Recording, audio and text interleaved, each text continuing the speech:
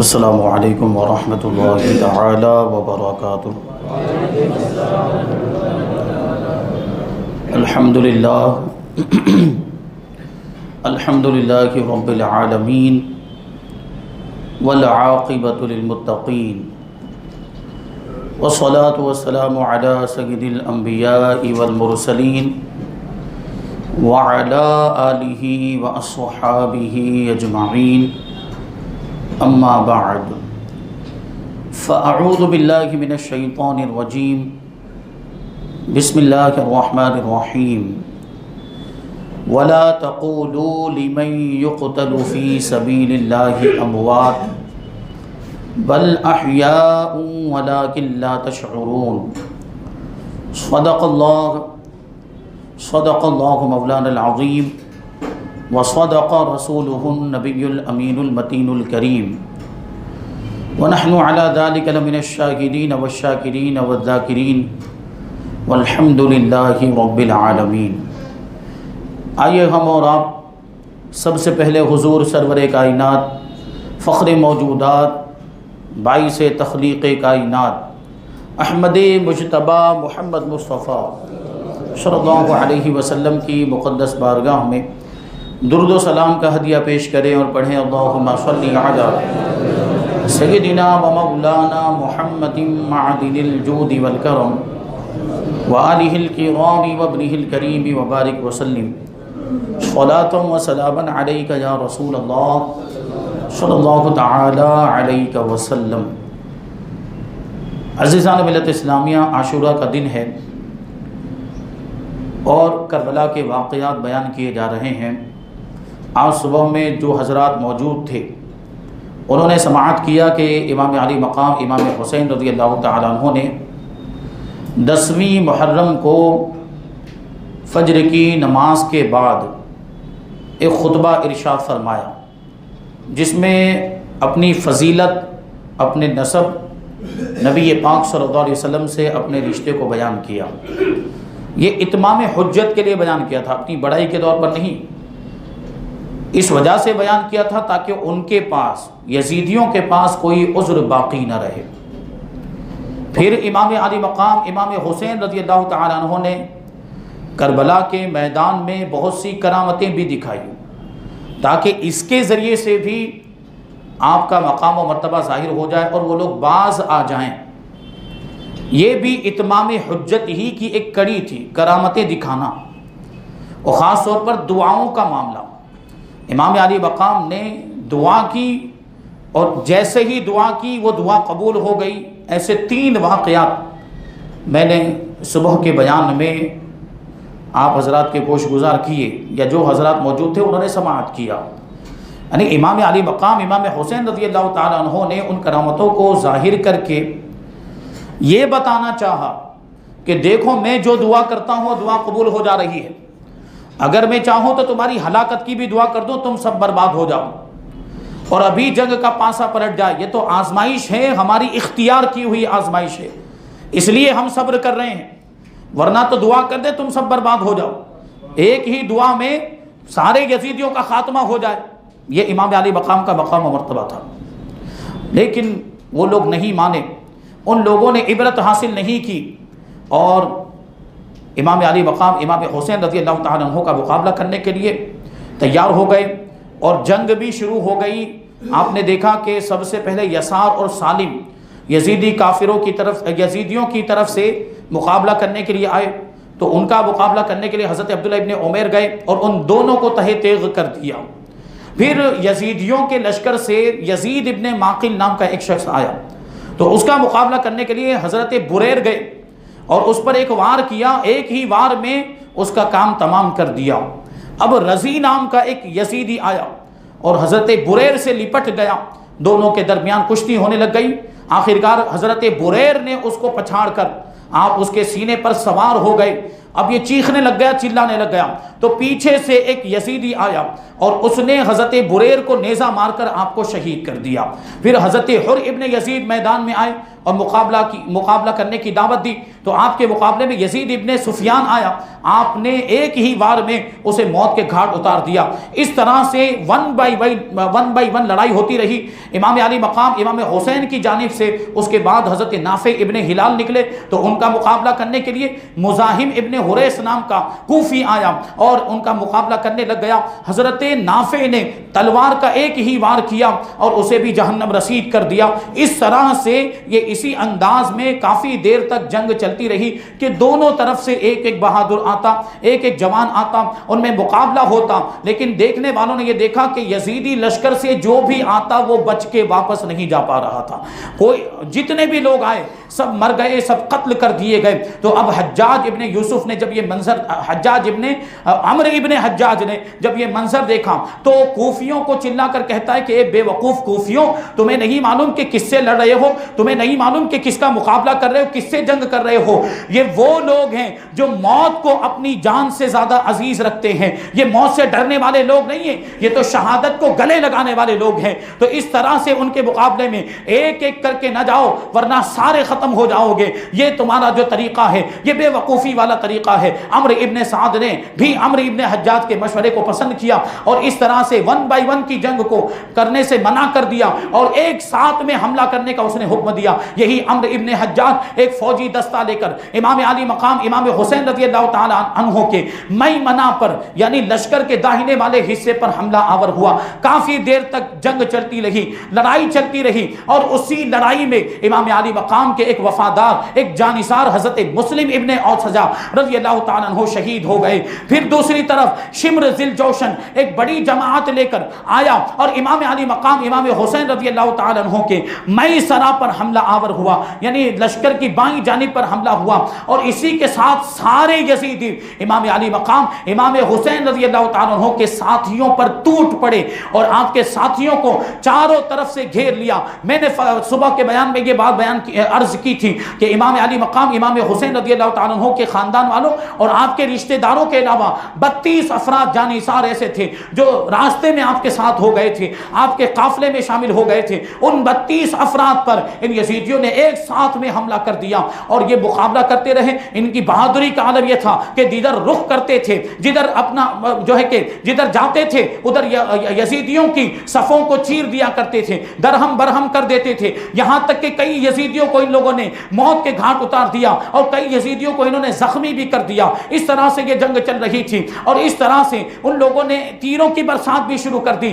آخر کار یہ جو جنگ چل رہی تھی اس میں آپ دیکھیں تو آخر کار نتیجہ یہ نکلا کہ وہ سارے امام علی مقام امام حسین رضی اللہ تعالیٰ عنہ کے جو بہادر ساتھی تھے ان لوگوں نے مقابلہ کیا اور وہ اس طرح سے مقابلہ کر رہے تھے۔ ان لوگوں نے جب تلوار سے مقابلہ کرنے میں یہ جیت نہیں پائے تو تیر برسانا شروع کر دیا، تیروں کی بارش کر دی۔ اب کیا ہوا کہ امام علی مقام کے ساتھیوں کے جتنے بھی گھوڑے تھے نا وہ تیر لگنے کی وجہ سے زخمی ہو گئے اور سارے گھوڑے بیکار ہو گئے۔ تو انہوں نے ہمت نہیں ہاری، وہ جو ہے کہ گھوڑوں سے نیچے اتر آئے اور ایسی بہادری کے جوہر دکھائے کہ ان کے دانت کھٹے کر دیے۔ اب ایوب ابن مشرح نام کا ایک یزیدی وہ خود بیان کرتا ہے کہ میں نے ایک تیر چلایا، میں نے حر کی طرف، حر ابن یزید کی طرف ایک تیر چلایا، اس کے گھوڑے کو تیر جا کر لگا، گھوڑے کے حلق میں وہ تیر لگا ہے، گھوڑا کودا اور گھوڑا گر گیا، لیکن حر ابن یزید گھوڑے پر سے اس طرح سے کودا جیسے کوئی شیر ببر ہو اور میدان میں آ گیا اور دشمنوں کا مقابلہ کرنے لگ گیا۔ حر ابن یزید یہ کہتے جا رہے تھے کہ اگر تم نے میرے گھوڑے کو بیکار کر دیا تو کیا ہوا، اگر تم نے میرے گھوڑے کو بیکار کر دیا تو کیا ہوا، میں شیر ببر سے بھی زیادہ بہادر ہوں اور میں اس سے بھی زیادہ شرافت والا ہوں۔ اور یہ ابن مشرح خود بیان کرتا ہے کہ میں نے میدان کربلا میں حر ابن یزید سے زیادہ، اس سے بہترین انداز میں تلوار چلاتے ہوئے کسی کو نہیں دیکھا۔ اب یہ جنگ چل رہی ہے اور صبح سے یہ فجر کے بعد سے جنگ کی شروعات ہوئی، ہوتے ہوتے جنگ چلتے چلتے ظہر کا وقت آ گیا۔ امام علی مقام امام حسین رضی اللہ تعالیٰ عنہ نے ارشاد فرمایا کہ ان کوفیوں سے کہو کہ ہمیں نماز پڑھنے کی مہلت دے۔ دیکھیے اس سے کیا ثابت ہوتا ہے کہ کچھ بھی ہو جائے، کتنی بھی بڑی مصیبت ہو جائے، کیسی ہی تکلیف کا سامنا کیوں نہ ہو، امام علی مقام نے تلواروں کے سائے میں نماز پڑھ پڑھ کے ہمیں بتایا کہ کچھ بھی ہو جائے، کیسی بھی مصیبت آ جائے، نماز کو نہیں چھوڑنا ہے۔ ہم حسینی ہیں، ہم یزیدی نہیں ہیں، ہم حسین کے ماننے والے ہیں، ہم یزید کے ماننے والے نہیں ہیں۔ ہمیں حسین کے کردار کو اپنانا چاہیے، یزید کے کردار کو نہیں اپنانا چاہیے۔ یزید بے نمازی تھا، یزید شرابی جواری تھا، یزید زانی تھا، لیکن امام علی مقام امام حسین رضی اللہ تعالیٰ عنہ نے زندگی میں کبھی کوئی نماز نہیں چھوڑی۔ گناہ کرنے کا تو سوال ہی پیدا نہیں ہوتا ہے۔ تو ہم حسینی ہیں، ہم حسینی ہونے کا دعویٰ کرتے ہیں، تو ہمیں حسینیت پر عمل کرتے ہوئے نمازوں کی پابندی کرنی چاہیے، شریعت کی پابندی کرنی چاہیے۔ امام علی مقام امام حسین رضی اللہ تعالیٰ عنہ نے جو اتنی بڑی قربانی دی، آپ نے اپنے گھر والوں کو قربان کر دیا، اپنے رشتہ داروں کو قربان کر دیا، اپنے ساتھیوں، اپنے عقیدت مندوں کو قربان کر دیا، یہاں تک کہ اپنی جان کا نذرانہ بھی اللہ کی راہ میں پیش کر دیا۔ یہ کیوں کیا؟ یہ اتنی بڑی قربانی کیوں دی؟ تاکہ دین بچ جائے، نبی پاک صلی اللہ علیہ وسلم کی شریعت بچ جائے۔ شریعت کو بچانے کے لیے امام علی مقام نے اتنی بڑی قربانی دی تھی، اور آج ہم خود اپنے عمل کے ذریعے سے اسی شریعت کا خون کرتے ہوئے نظر آ رہے ہیں۔ آج آپ دیکھیں کہ کون سا گناہ ہے جو ہمارے معاشرے میں نہیں پایا جا رہا ہے، ہمارے نوجوانوں کے درمیان نہیں پایا جا رہا، اور نعرہ لگاتے ہیں کہ ہم حسینی ہیں۔ کیسے حسینی ہیں کہ شریعت کے خلاف کام کرتے ہیں اور نمازیں چھوڑ دیتے ہیں، نمازوں کی پابندی نہیں کرتے؟ تو یہ حسینیت کا دعویٰ آپ کا سچا ہے یا جھوٹا ہے؟ آپ خود ہی اس کا اندازہ لگا سکتے ہیں۔ امام علی مقام امام حسین رضی اللہ تعالیٰ عنہ، دشمن سر پہ کھڑا ہوا ہے، اس کے باوجود ایک بھی نماز قضا نہیں ہو رہی ہے۔ جب ظہر کا وقت آیا تو امام علی مقام امام حسین رضی اللہ تعالیٰ عنہ نے ان سے کہا کہ یہ کوفیوں کو جا کر کہو کہ ہمیں نماز پڑھنے کی مہلت دے دے۔ تو کوفیوں میں ایک شخص تھا حسین ابن نمیر نام کا بدبخت، وہ یہ کہتا ہے کہ آپ کی نماز قبول نہیں ہوگی۔ امام علی مقام کے بارے میں کہتا ہے کہ آپ کی نماز قبول نہیں ہوگی۔ حضرت حبیب ابن مظاہر کو غصہ آ گیا اور آپ نے فرمایا کہ نواسہ رسول کی نماز قبول نہیں ہوگی تو کیا تمہاری قبول ہو جائے گی؟ کیسی بات کرتے ہو؟ اتنا جب حضرت حبیب ابن مظاہر نے کہا نا تو حسین ابن نمیر غصے میں آ گیا، وہ آگ بگولا ہو گیا اور اس نے حضرت حبیب ابن مظاہر پر حملہ کر دیا۔ حضرت حبیب ابن مظاہر نے اس کے وار کو بیکار کر دیا اور پلٹ کر اس پر وار کیا اور اس کے گھوڑے پر اس طرح سے وار کیا، گھوڑے کے منہ پر، کہ گھوڑا آگے کے دونوں پاؤں اٹھا کر وہ کھڑا ہو گیا اور اس کو گرا دیا، وہ گھوڑے سے گر گیا۔ حبیب ابن مظاہر اس پر حملہ ہی کرنا چاہتے تھے کہ کوفیوں نے دوڑ کر اس کو بچا لیا اور واپس اپنے لشکر میں لے کر چلے گئے۔ اس طرح سے حسین ابن نمیر بچ تو گیا، لیکن حضرت حبیب ابن مظاہر رضی اللہ تعالیٰ عنہ، آپ کی شان یہ ہے کہ اب میدان کربلا میں اکیلے موجود ہیں، یزیدیوں کی صفوں میں گھس گئے اور یزیدیوں کا مقابلہ کرنے لگ گئے۔ یزیدیوں نے چاروں طرف سے آپ کو گھیر لیا، اب چاروں طرف سے تلواروں کے بھی حملے ہو رہے ہیں، نیزوں کے بھی حملے ہو رہے ہیں، اور حضرت حبیب ابن مظاہر جو امام علی مقام کے وفادار اور جانثار ہیں مقابلہ کرتے رہے، کئی یزیدیوں کو قتل کر دیا، کئی یزیدیوں کو آپ نے زخمی بھی کیا ہے، لیکن اتنی بڑی جماعت کا کب تک مقابلہ کرتے؟ تھک گئے، گھوڑے سے نیچے تشریف لائے اور گھوڑے سے نیچے گر گئے تو یہ ایک تمیمی جو تھا اس نے ایک نیزہ مارا جس کی وجہ سے آپ زمین پر گر گئے۔ ابھی آپ اٹھنا ہی چاہتے تھے کہ یہی ابن نمیر آیا، اس نے تلوار کا وار کر کے پھر سے آپ کو زمین پر گرا دیا۔ اب آپ کے اندر اٹھنے کی طاقت نہیں تھی، وہ تمیمی آیا اور اس نے تلوار سے حضرت حبیب ابن مظاہر کے سر کو تن سے جدا کر دیا۔ اس طرح سے امام علی مقام کے اس وفادار نے اپنی جان کا نذرانہ آپ کے قدموں میں پیش کر دیا۔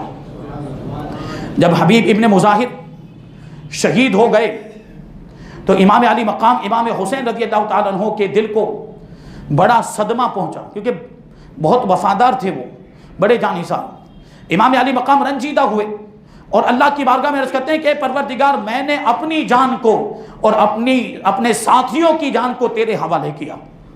حر ابن یزید نے جب دیکھا کہ امام علی مقام رنجیدہ ہو گئے ہیں اور آپ کے قلب مبارک پر صدمہ پہنچا ہے تو میدان کربلا میں اترے۔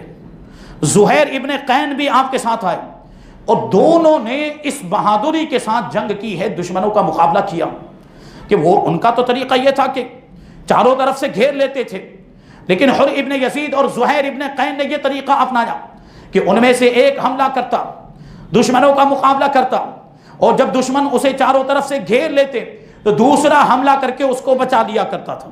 اس طرح سے کافی دیر تک جنگ چلتی رہی، یہاں تک کہ عثمان ابن خالد جوہنی اور بشر ابن سوت ہمدانی دونوں نے مل کر حر ابن یزید کو شہید کر دیا۔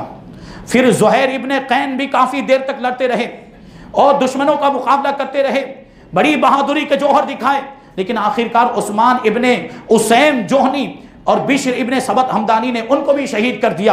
امام علی مقام امام حسین رضی اللہ تعالیٰ عنہ کے جانثار ساتھی ایک ایک کر کے سب نے جام شہادت نوش کر لیا اور سب دنیا سے رخصت ہو گئے۔ لیکن ایک بات یاد رکھیں کہ جب تک امام علی مقام امام حسین رضی اللہ تعالیٰ عنہ کے یہ ساتھی زندہ رہے، بلکہ ان میں سے ایک بھی زندہ رہا، انہوں نے بنو ہاشم کے شہزادوں میں سے کسی کو بھی میدان جنگ میں جانے نہیں دیا۔ میدان جنگ میں جانے دینا تو دور کی بات ہے، بنو ہاشم کے شہزادوں کو کوئی تکلیف بھی پہنچنے نہیں دی، کوئی ایک تیر بھی لگنے نہیں دیا۔ آپ نے سنا کہ تیروں کی بارش بھی ہوئی ہے بیچ میں، لیکن یہ ایسے بہادر اور ایسے وفادار تھے کہ انہوں نے امام علی مقام کے گھر والوں کو میدان میں اترنے نہیں دیا، ان کو تکلیف بھی پہنچنے نہیں دی، ان کو ایک تیر بھی لگنے نہیں دیا۔ تاریخ کی کتابوں میں ایک تیر لگنے کا بھی پتہ نہیں ملتا۔ لیکن اب جب کہ سارے ساتھی شہید ہو گئے تھے تو اب کیا ہوا؟ اب شیر خدا کے شیروں کی باری ہے، اب علی و فاطمہ کے آنکھوں کے تاروں کی باری ہے، حضور پاک صلی اللہ علیہ وسلم کے جگر پاروں کی باری ہے۔ اب یہ جو شہزادے میدان جنگ میں آئے تو بڑے بڑے بہادروں کے سینوں میں دل لرزنے لگ گئے اور بڑے بڑے بہادر کانپنے لگ گئے، شیر دل بہادر بھی چیخ اٹھے۔ ان لوگوں نے اپنی ضرب و حرب کے ایسے جوہر دکھائے اور ایسی مہارت دکھائی کہ زمین کربلا یزیدیوں کے خون سے رنگین ہو گئی اور کوفیوں کو ماننا پڑا کہ یہ شہزادے، ان پر 3 دن سے پانی بند کر دیا گیا ہے، اگر ان پر 3 دن سے پانی بند نہ کیا گیا ہوتا تو ہاشمی گھرانے کا ایک ایک نوجوان پورے یزیدی لشکر کو ختم کرنے کی طاقت رکھتا ہے۔ اگر ان پر پانی بند نہ کیا ہوتا تو ہاشمی خاندان کا ایک ایک جوان پورے یزیدی لشکر کو ختم کر دیتا۔ یہ حال، یہ بہادری تھی۔ اور یہ ظاہر سی بات ہے، یہ شہزادے کس کے ہیں؟ یہ مولا کائنات کے شہزادے ہیں، یہ حضرت حسن کے شہزادے، یہ حضرت حسین کے شہزادے ہیں، یہ حضرت عقیل کے شہزادے ہیں، یہ ان کے پوتے ہیں، یہ بنو ہاشم کے خاندان سے تعلق رکھنے والے نبی پاک صلی اللہ علیہ وسلم کے اہل بیت ہیں۔ حضرت عبداللہ ابن مسلم ابن عقیل امام علی مقام کی بارگاہ میں حاضر ہوئے۔ حضرت مسلم ابن عقیل کے بیٹے ہیں۔ حضرت مسلم ابن عقیل شہید ہو چکے ہیں کوفہ میں۔ حضرت عبداللہ ابن مسلم ابن عقیل امام علی مقام کی بارگاہ میں حاضر ہوئے اور میدان کارزار میں جانے کی اجازت طلب کرنے لگ گئے۔ امام علی مقام اشکبار ہو گئے اور ان سے فرمایا کہ ابھی تمہارے والد کی جدائی کا داغ میرے دل سے مٹا نہیں، میں تمہیں کیسے اجازت دے دوں؟ وہ کہتے ہیں نہیں، مجھے ضرور اجازت دیجئے، کیونکہ میں بھی شہید ہو کر اپنے والد کے پاس پہنچنے کے لیے بے قرار ہوں۔ جب ان کا اصرار دیکھا، جب ان کا یہ شوق شہادت دیکھا تو امام علی مقام نے ان کو اجازت دے دی۔ اب حضرت عبداللہ ابن مسلم ابن عقیل میدان میں ہے اور دشمنوں کے سامنے آ کر مقابلے کی دعوت دیتے ہیں کہ کون ہے جو میرے مقابلے میں آتا ہے؟ تو قدامہ ابن اسد نام کا ایک بہت بڑا پہلوان جو بہادری میں بہت زیادہ مشہور تھا، وہ آپ کا مقابلہ کرنے کے لیے آئے۔ آتے کے ساتھ ہی اس نے حملہ کیا، آپ نے اس کے وار کو خالی کر دیا، لیکن پلٹ کر آپ نے اس پر ایسا وار کیا کہ وہ بھی ڈھیر ہو گیا اور کھیرے کی طرح کٹ کے زمین پر 2 ٹکڑے ہو کر گر گیا۔ اب حضرت عبداللہ ابن مسلم ابن عقیل میدان جنگ میں اکیلے ہیں اور آپ کا مقابلہ کرنے کی، تنہا آپ کے مقابلے میں جانے کی کسی کے اندر کوئی طاقت نہیں ہے۔ اس لیے یزیدیوں نے پھر وہی بزدلی سے کام لیا اور سارے یزیدیوں نے مل کر حضرت عبداللہ ابن مسلم پر حملہ کر دیا اور حضرت عبداللہ کافی دیر تک ان کا مقابلہ کرتے رہے اور کافی یزیدیوں کو آپ نے جہنم رسید کر دیا اور آپ نے تہہ تیغ کر دیا۔ لیکن آخرکار سب نے آپ کو گھیرا ہوا تھا اور چاروں طرف سے حملے ہو رہے تھے۔ ایک شخص جس کا نام نوفل ابن مزاحم حمیری تھا، اس نے ایسا نیزہ مارا کہ وہ نیزہ آپ کے سینے میں لگا اور آپ شہید ہو گئے۔ حضرت عبداللہ کی شہادت کے بعد حضرت جعفر ابن عقیل جو آپ کے چچا تھے، جعفر ابن عقیل حضرت مسلم ابن عقیل کے بھائی ہیں، جب انہوں نے اپنے بھتیجے کو دیکھا کہ شہید ہو گئے ہیں تو اشکبار آنکھوں کے ساتھ وہ میدان جنگ میں اترے اور کوفیوں سے آپ نے خطاب کرتے ہوئے کہا کہ دیکھو میں کون ہوں، میں ہاشمی گھرانے سے تعلق رکھنے والا، اور ہمارا گھرانہ ایسا گھرانہ ہے جو سارے گھرانوں سے افضل ہے، ہم سارے قبیلوں میں سب سے افضل قبیلے سے تعلق رکھتے ہیں۔ اور یہ بات بھی سن لو کہ امام علی مقام امام حسین تمام لوگوں میں سب سے زیادہ پاکیزہ ہیں اور سب سے زیادہ فضیلت رکھنے والے ہیں۔ یہ کہنے کے بعد آپ نے تلوار سے لڑنا شروع کر دیا، تلوار سے مقابلہ کرتے رہے، جو بھی سامنے آتا تھا اسے موت کے گھاٹ اتار دیتے تھے۔ لیکن دیکھا جب دشمنوں نے کہ تلوار سے ان کا مقابلہ نہیں کیا جا سکتا تو وہی تیر برسانے شروع کر دیے، اور آخر کار مالک ابن عزرا نام کا ایک شخص تھا، اس نے ایسا تیر مارا کہ آپ شہید ہو گئے اور جنت میں پہنچ گئے۔ پھر حضرت جعفر ابن عقیل کو جب شہید ہوتے ہوئے آپ کے بھائی عبد الرحمن ابن عقیل نے دیکھا اور یہ دیکھا کہ ان کا بھائی میدان جنگ میں خاک و خون میں غلطا ہے، تو آپ بے چین اور بے قرار ہو کر میدان جنگ میں آ گئے اور دشمنوں پر حملہ کر دیا اور دشمنوں کی صفوں کو چیر دیا اور دشمنوں میں سے کافی لوگوں کو آپ نے جہنم رسید کر دیا، لیکن آخرکار آپ بھی شہید ہو گئے۔ پھر آپ کے بھائی حضرت عبداللہ ابن عقیل میدان جنگ میں اترے، انہوں نے بھی کافی دیر تک دشمنوں کا مقابلہ کیا، لیکن اتنی بڑی جماعت ہزاروں کی تعداد میں یزیدی ہیں، ان کا مقابلہ ایک اکیلا آدمی کب تک کر سکتا؟ تو حضرت عبداللہ ابن عقیل بھی شہید ہو گئے، یعنی ایک ایک کر کے حضرت عقیل کے تینوں بیٹے شہید ہو گئے، اور حضرت مسلم ابن عقیل تو پہلے ہی کوفہ میں شہید ہو چکے تھے، حضرت مسلم ابن عقیل کے بیٹے بھی شہید ہو گئے۔ اب دیکھیں آپ، یہ امام علی مقام امام حسین رضی اللہ تعالیٰ عنہ کے رشتے دار ایک ایک کر کے شہید ہوتے جا رہے ہیں۔ اب حضرت عقیل کی اولاد کی شہادت کے بعد شیر خدا حضرت علی کرم اللہ وجہہ الکریم کے شہزادوں کی باری آئی۔ حضرت محمد ابن علی جو حضرت علی رضی اللہ تعالیٰ عنہ کے شہزادے ہیں، حضرت فاطمہ کے علاوہ حضرت علی نے کئی شادیاں کی تھیں، ان میں سے ایک بیوی کا نام اسماء ابن خثعمیہ ہے، اسی کے بطن سے حضرت محمد ابن علی تھے۔ یہ بھی دشمنوں کا مقابلہ کرنے کے لیے اترے اور اپنی بہادری کے جوہر دکھائے، کئی یزیدیوں کو جہنم میں پہنچا دیا، اور پھر آخرکار بنی ابان کا ایک شخص اس نے آپ پر حملہ کیا، آپ کو زخمی کر دیا، آپ گھوڑے سے نیچے تشریف لائے تو آپ کے سر کو تن سے جدا کر دیا۔ اس طریقے سے مولا کائنات کے یہ شہزادے انہوں نے جام شہادت نوش فرما لیا۔ اب دیکھیے وہ وقت آیا کہ امام علی مقام امام حسین رضی اللہ تعالیٰ عنہ کی بارگاہ میں حضرت عثمان ابن علی، حضرت عبداللہ ابن علی اور حضرت جعفر ابن علی، یہ حضرت علی کے تینوں شہزادے یہ امام علی مقام کی بارگاہ میں موجود ہیں۔ اور یہ بات آپ کو یاد ہوگی کہ جب تک حضرت خاتون جنت رضی اللہ تعالیٰ عنہ حیات رہی، حضرت علی نے دوسرا نکاح نہیں فرمایا۔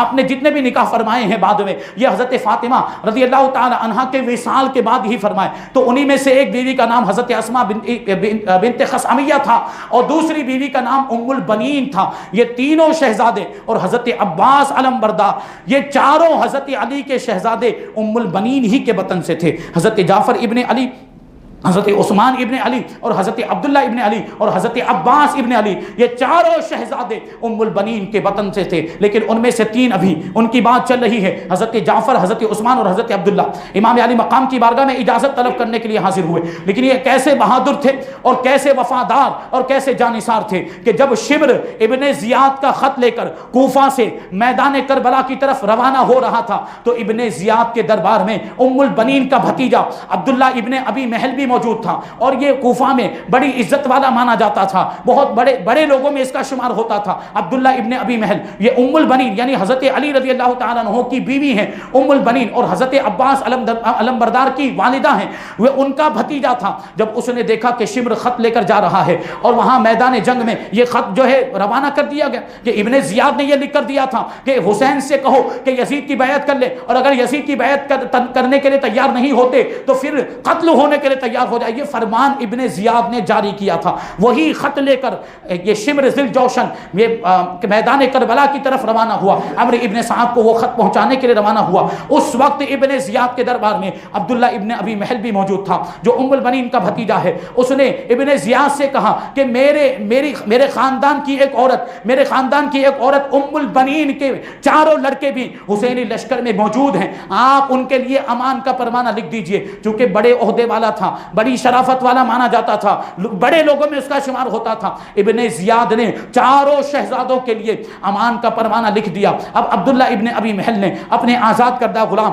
قزمان کے ذریعے سے وہ خط روانہ کیا۔ قزمان ان شہزادوں کے پاس پہنچا اور وہ خط پڑھ کے سنایا اور یہ کہا کہ تمہیں امان دے دی گئی ہے، اب تمہیں حسینی لشکر کی طرف سے جنگ کرنے کی ضرورت نہیں ہے، تم جنگ کرنا چھوڑ دو، اب تمہیں کوئی کسی بھی طرح کی تکلیف نہیں پہنچائے گا، تمہیں کوئی بھی نہیں چھیڑے گا۔ تو جانتے ہیں ان شہزادوں نے کیا جواب دیا؟ حضرت علی کے شیروں نے یک زبان یہ جواب دیا کہ ہمارے بھائی عبداللہ ابن ابی محل کو سلام کہہ دینا اور ساتھ میں یہ بھی کہہ دینا کہ ابن زیاد کی امان کی ہمیں کوئی حاجت نہیں ہے، ہمارے لیے ہمارے رب کی امان ہی کافی ہے۔ ابن زیاد کی پناہ کی ہمیں کوئی ضرورت نہیں، ہمیں ہمارے رب کی پناہ ہی کافی ہے، ہمارے رب کی امان ہی کافی، یہ کہہ کر اس کی امان کو ٹھکرا دیا۔ اب یہ شمر ذی الجوشن جو تھا یہ بھی ام بنین کے خاندان سے تعلق رکھتا تھا، اس نے ابن زیاد کا خط عمرو ابن سعد کو پہنچایا، پھر حضرت امام علی مقام امام حسین رضی اللہ تعالیٰ عنہ کے لشکر کے سامنے آیا اور آ کر کہتا ہے کہ ہماری بہن مطلب ہمارے قبیلے کی ایک خاتون، ہماری بہن کے لڑکے آپ میں موجود ہیں، ان کو بلاؤ۔ تو یہ چاروں شہزادے آئے اور کہتے ہیں کہ تم ہم سے کیا کہنا چاہتے ہو؟ تو ان لوگوں شمر ذی الجوشن کہتا ہے کہ تم چاروں کو پناہ دے دی گئی ہے، تم چاروں کو امان دے دیا گیا، تو تم جنگ مت کرو، تمہارا بھلا اس میں ہے کہ امام علی مقام کا ساتھ چھوڑ دو۔ تو ان مجاہدین نے جواب دیا کہ ہم اپنی جان تو قربان کر سکتے ہیں لیکن امام علی مقام کا ساتھ نہیں چھوڑ سکتے ہیں، ہم آخری دم تک امام علی مقام کا ساتھ دیتے رہیں گے، یہاں تک کہ اپنے خون کا آخری قطرہ بھی ان کے نام پر بہا دیں گے۔ اب یہ تینوں شہزادے حضرت جعفر ابن علی، عثمان ابن علی اور عبداللہ ابن علی میدان کربلا میں اترتے ہیں اور بہادری اور شجاعت کے وہ جوہر دکھاتے ہیں کہ ایک ایک شہزادہ سینکڑوں یزیدیوں پر بھاری پڑتا ہے اور زور ید اللہ سے یہ یزیدیوں کی صفوں کو درہم برہم کر دیتے ہیں اور قوت حیدری سے ایسے حملے کرتے ہیں کہ کئی یزیدیوں کو ایک شہزادے نے موت کے گھاٹ اتار دیا اور کئی یزیدیوں کو انہوں نے زخمی کر دیا، لیکن چاروں طرف سے حملے ہو رہے تھے اور چاروں طرف سے دشمن تیر بھی برسا رہے تھے، نیزے بھی مارے جا رہے تھے۔ آخر کار یہ تینوں شہزادے امام علی مقام کے نام پر شہید ہو گئے اور ان تینوں شہزادوں نے اپنی جان کا نذرانہ امام علی مقام کے قدموں میں پیش کر دیا۔ یہ دیکھیں آپ کے یہ قربانی اور ایثار کی کیسی داستان ہے، آپ غور کریں۔ ادھر یزید کا معاملہ یہ ہے کہ اس نے ظلم کی انتہا کر دی، اس نے ظلم کرنے میں کوئی کسر باقی نہیں رکھی، اور ادھر امام علی مقام کا حال یہ ہے کہ آپ نے صبر کی انتہا کر دی۔ سبق ملتا ہے ہمیں، ایک تو نماز کی پابندی اور دوسرا ہے صبر کا دامن، صبر کا دامن مضبوطی سے تھام لے۔ اور تیسرا سبق ہمیں میدان کربلا سے یہ ملتا ہے کہ باطل کے سامنے کبھی بھی سر نہیں جھکانا ہے۔ امام علی مقام نے اتنی بڑی قربانی دے دی لیکن یزید کے ہاتھ میں ہاتھ نہیں دیا۔ کسی شاعر نے کہا نا کہ مرد حق باطل سے ہرگز خوف کھا سکتا نہیں، مرد حق باطل سے ہرگز خوف کھا سکتا نہیں، سر کٹا سکتا ہے لیکن سر جھکا سکتا نہیں۔ تو ہمیں بھی کسی باطل کسی ناحق سے خوف کھانے کی ضرورت نہیں ہے، ہمیں امام حسین رضی اللہ تعالیٰ عنہ کے طریقے پر عمل کرنا ہے۔ چاہے کوئی بھی آ جائے اور کوئی بھی ہمارے اسلام پر انگلیاں اٹھائے اس کو برداشت نہیں کرنا ہے۔ آج یہ جو گستاخیاں ہو رہی ہے، نئی کوئی خاتون اٹھی ہے، کیا نام ہے اس کا، نازیبہ الہی، نازیہ الہی لیکن نازیبہ ہے وہ، جس نے ہمارے آقا کی شان میں گستاخی کی۔ جیسے جس انداز میں ممکن ہو سکے ہمیں اس کا جواب دینا ہے، ٹھیک ہے؟ قانون کے خلاف نہیں جانا ہے، قانون کے خلاف جائیں گے تو آپ اپنا ہی نقصان کریں گے۔ قانون کے دائرے میں رہ کر جس طرح بھی ممکن ہو آپ وکیلوں سے رابطہ کریں کہ کیسے اس کا جواب دیا جائے اور ہم اس کے لیے کیا کر سکتے ہیں، جو بھی ممکن ہو آپ اپنے اعتبار سے کرنے کی کوشش کریں، کیونکہ ہم عاشق رسول ہیں۔